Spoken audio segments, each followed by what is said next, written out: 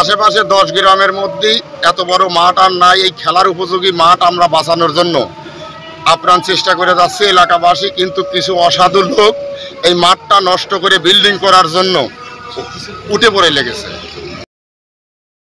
মাঠ আমাদের ছেলে ভাইস্তেরা খেলে, আমরা চাচ্ছি যে এই 8 গ্রামের মানুষ সালপাল খেলবি, বিকেলে লেখাপড়ার পাশাপাশি বিনোদন করবি। আমরা চাচ্ছি যে ওই রাস্তার সাইডে এই স্কুলটা হলে সবার জন্য ভালো হয়, আর এই সাইডে করলে পরে বাথরুম নেই, কিচ্ছু নেই, আমাদের এই মাঠটা অন্ধ হয়ে যায়।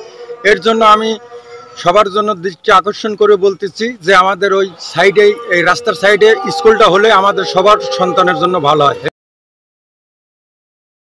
হাটে লোক পাবেন না।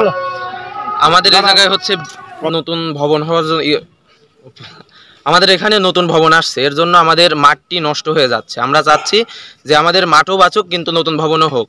এর জন্য আমরা চাচ্ছি ওই সাইডে নতুন ভবনটা হলে, আমাদের পাকা রাস্তার ধারে নতুন ভবনটা হলে আমাদের মাঠটা বেঁচে যাবে এবং আমরা প্রতিদিন বিকালে খেলতে পারবো। আর আমরা যদি না খেলি তাহলে আমরা সবাই মাদকাসক্তির দিকে লিপ্ত হওয়ার সম্ভাবনা আছে।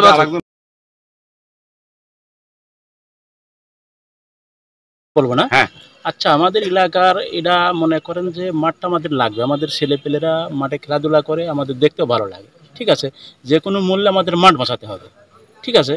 এটি হচ্ছে আমার মূলত দাবি যে আমাদের মাঠটা বাঁচাতে হবে। মাঠটা বাঁচলে আমাদের আর কোনো সমস্যা নেই। স্কুল তো না, স্কুল তো লাগবে, কিন্তু মাঠও লাগবে, মাঠটাই আগে। আমার দাবি হচ্ছে মাঠই আগে। স্কুল ছেলেপেলেগুলো তো মাঠ না থাকলে খেলতে পারবে না, ঠিক আছে। আগে মাঠ, তারপরে স্কুল যদি গেলে এখন মাঠ বাঁচায় হয় হোক, ঠিক আছে। আমার কথা এটা পাবনা জেলা আটঘরিয়া থানা সরাবাড়িয়া।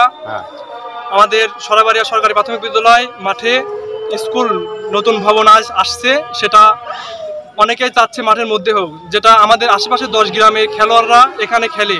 প্রত্যেক বছর বড় বড় টুর্নামেন্ট হয়, নাইজেরিয়া বাইরের দেশের প্লেয়াররা এখানে আসে খেলে। সো আমরা চাচ্ছি যে স্কুলটা যাতে মাঠ বাঁচায়ে, যেখানে হয় মাঠ বাঁচায়ে হোক।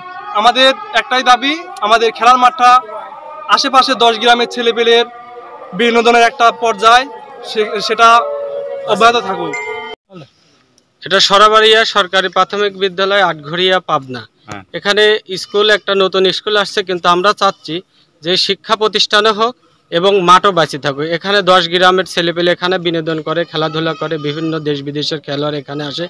যদি স্কুলটা যদি এই শহীদ মিনারের সাইডে হয় তাহলে মাঠটা নষ্ট হয়ে যাচ্ছে, আর যদি রাস্তার ধার দিয়ে হয় তাহলে মাঠও বাঁচতেছে, প্রতিষ্ঠানটাও হচ্ছে। আমরা দাবি, এলাকার দাবি, এবং সরাবাড়ির শহীদ আবুল কাশেমের সাবেক আমি ক্রীড়া সম্পাদক হিসেবে আমি এই মাঠও চাচ্ছি, প্লাস এই স্কুলটাও চাচ্ছি।